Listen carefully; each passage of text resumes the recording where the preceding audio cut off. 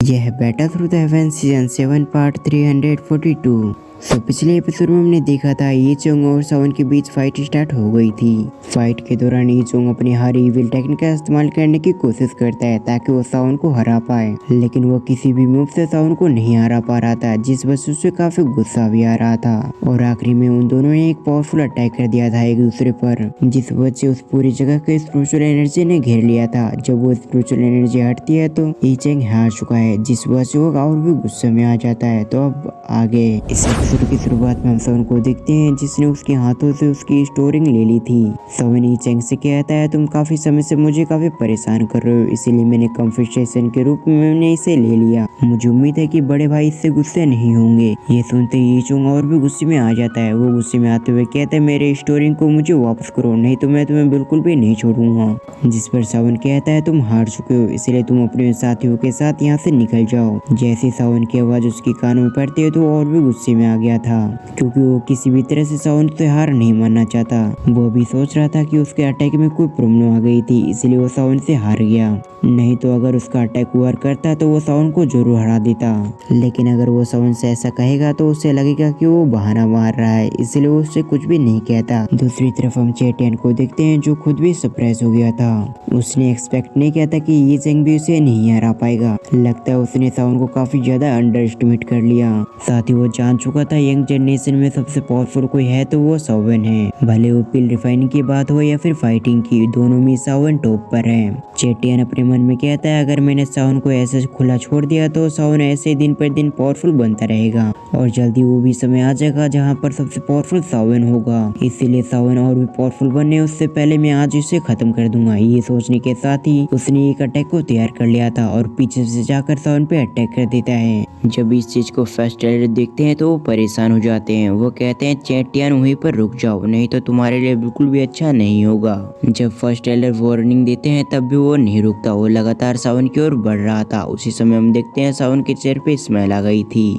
और अगली पल उसकी स्टोरिंग से स्काई डायमंड पपेट सामने आ गया था, जो आते ही उसके अटैक को ब्लॉक कर लेता है। इस चीज को देखकर चेटियन ने अपनी पूरी पावर लगा दी थी ताकि वो अपने सामने वाले इंसान को खत्म कर पाए, लेकिन चेटियन की पावर स्काई डायमंड पपेट के सामने काफी कम थी, इसीलिए वो उसे हिला भी नहीं पाता। और जल्दी चेटियन को भी समझ में आ चुकी थी, इसीलिए वो जल्दी से पीछे हटता है। अब हम स्काई डायमंड पपेट को देखते हैं, जो अपनी जगह से गायब होकर उसके सामने आ चुका था। साथ ही उसने एक पंच बना लिया होता है। ये देखते ही चेटियन ने भी अपनी सारी दुखी को पाम पे फोकस करता है ताकि उसके अटैक को ब्लॉक कर पाए, लेकिन ये बात ऑलरेडी उसे भी पता था कि वो ऐसा नहीं कर सकता। वो जैसे उसके अटैक को ब्लॉक करता है तो अगले पर वो बहुत ज्यादा पीछे जाता है। साथ ही इस अटैक से उसे थोड़ी बहुत सीरियस इंजरी भी आ गई थी। फिर उसका ध्यान स्काई डायमंड पपेट पे जाती है। उसकी ओर देखते हुए अपने मन में कहता है, ये तो एक पपेट है, लेकिन फिर भी एक डोजुंग लेवल का है। ये सोचते वो पूरी तरह से सरप्राइज हो गया, तो वो यकीन नहीं कर पा रहा था। और तो और ये डोजुंग पपेट इस लड़की की बात मान रहा है। इधर हम चेटियन के साथ आए हुए व्यक्ति को देखते हैं, जिन्होंने अपने हथियार को निकाल लिया था। ऐसा लग रहा था कि वो सभी लड़ने के लिए पूरी तरह से तैयार हैं। जैसे उन्होंने अपनी पावर को एक्टिवेट किया था, उसी समय हम देखते हैं सावन के आसपास दो फिगर आ जाती है,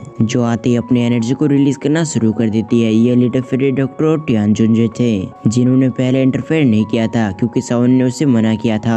लेकिन लिटिल फेरी डॉक्टर और टियान जुंजू को पहले से पता होता है इस जगह पर जरूर कुछ गड़बड़ होगा, इसलिए वो सावन के साथ ही आए थे। और अब जबकि वो सभी सावन पे हमला करना चाहते हैं, इसलिए वो दोनों सामने आ गए थे। लेकिन उन दोनों की एक्शन की वजह से सभी लोग परेशान हो जाते हैं, क्योंकि चेटियन के साथ जितने भी व्यक्ति आए हुए थे वो लोग इतने पावरफुल नहीं होते कि उन दोनों डोजुंग का सामना कर पाए। इसके साथ ही वो तो स्काई डायमंड पपेट का भी सामना नहीं कर सकते। दूसरी तरफ हम चेटियन को देखते हैं, जिसके माथे से पसीने निकल रहा था, क्योंकि वो समझ चुका था अगर इस जगह पर बैटल होती है तो वहाँ पर जितने भी लोग हैं वो सभी मारे जाएंगे। यहाँ पर सावन और उसकी टीम जीत जाएगी। और कुछ समय पहले उसने स्काई डायमंड पपेट की स्ट्रेंथ का सामना किया था, इसीलिए उसे ना चाहते हुए भी इस जगह से अभी फिलहाल के लिए यहाँ से जाना होगा। जब चेटियन इसके बारे में सोच रहा था तो दूसरी तरफ हम ईचोंग को देखते हैं, जो खुद भी परेशान हो जाता है। वो खुद भी चाहे तब भी वो इतनी पावरफुल लाइन को नहीं बना सकता, लेकिन इस लड़की की प्रोटेक्शन के लिए 3-3 डोजुंग यहाँ पर आ चुके हैं। साथ ही उसे भी ये बात पता थी कि वो डोजुंग से नहीं लड़ सकता, क्योंकि यहाँ पर उसकी पावर इतनी नहीं है। तभी उस जगह पर फर्स्ट एड आते हुए कहते हैं अगर ये बात फर्स्ट एड को पता चलती है तो बिल्कुल भी तुम्हारे लिए अच्छा नहीं होगा। तुमने इस जगह पर मेरे कहने के बावजूद इस जगह पर फाइट की, लेकिन इसकी वजह से पिल टावर की रेपुटेशन कम होती है तो तुम्हें इसका भुगतान करना होगा। लेकिन ये बात अच्छी थी कि इस जगह पर सावन भी मौजूद है जिसने इस मैटर को अच्छे से सॉल्व कर लिया, साथ ही तुम्हें एक अच्छा सा सबक भी सिखा दिया। मैं आशा करता हूँ तुम इन फ्यूचर पिल टावर की रेपुटेशन पे कोई दाग नहीं लगाओगे, क्योंकि अगर तुम फ्यूचर में भी ऐसी गलती करते रहोगे तो फिर पिल टावर को मजबूरन एक्शन लेना ही पड़ेगा। इस चीज को सुनकर दोनों के एक्सप्रेशन चेंज हो गए थे। तभी ईचोंग अपने अंकल की ओर देखते हुए कहता है अंकल अब हमें क्या करना चाहिए। इधर हम चेटियानान को देखते हैं जो काफी गुस्से से सावन की ओर देख रहे थे। वो सावन की ओर देखते हुए कहता है लड़के मैं इतनी आसानी से इस जगह से नहीं जाऊंगा, भले ही तुम्हारे पास काफी पावर हो, लेकिन इसके बावजूद तुमने इतनी आसानी से हमसे सब कुछ ले लिया। पहले मेरी बेटी की जान ली थी तो और अभी ईचोंग की स्टोरी तुमने ले लिया। ये सुनने के साथ ही सावन ने अपनी स्टोरी निकाल लिया था। वो स्टोरिंग की ओर देखते हुए कहता है ये स्टोरिंग तुम भूल ही जाओ, क्योंकि तुमने इतनी समय से मेरा समय खराब किया था, इसीलिए मैं अपने समय के भुगतान के रूप में इस स्टोरिंग को अपने पास रख रहा हूँ। अगर तुम्हें इससे दिक्कत है तो तुम मुझसे कह सकते हो। ये सुनने के साथ ही वो इससे पहले कुछ कहता है उससे पहले वहाँ पर एक कॉल आवाज आती है। वो आवाज पिल टावर की हेड जुआन ई की थी। वो उससे कहती है तुमने यहाँ पर काफी प्रॉब्लम खड़ी कर दी है, अगर तुम फिर से प्रॉब्लम खड़ी करने की कोशिश करते हो तो फिर हमें मजबूरन एक्शन लेना होगा। भले वो तुम्हारा एंसेस्टर भी क्यों ना जाए, लेकिन फिर भी वो तुम्हें नहीं बचा पाएगा, इसीलिए तुम्हारे लिए यही भलाई होगा कि तुम जल्दी से यहाँ से निकल जाओ अपने लोगों के साथ। ये कहने के बाद वो ईचेंग से कहती है तुमने इस जगह पर जो आज किया है मैं बिल्कुल भी नहीं भूलने वाली। इससे पहले मैं तुम्हारे खिलाफ कोई एक्शन लूं उससे पहले तुम भी यहाँ से निकल जाओ।